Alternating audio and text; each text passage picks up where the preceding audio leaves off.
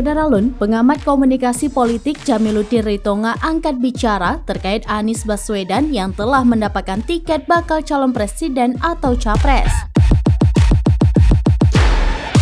Jamiluddin mengatakan banyak pihak akan kecewa, terutama yang selama ini tidak menginginkan Anies menjadi capres.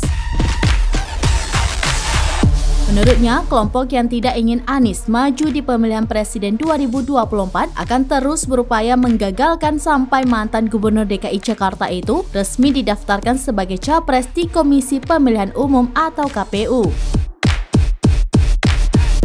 Menurutnya, bagi mereka Anies adalah sebuah ancaman.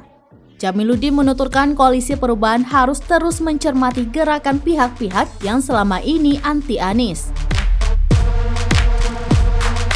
Sebelumnya diberitakan Partai Keadilan Sejahtera atau PKS menyatakan dukungannya kepada Anies Baswedan sebagai bakal calon presiden atau capres 2024.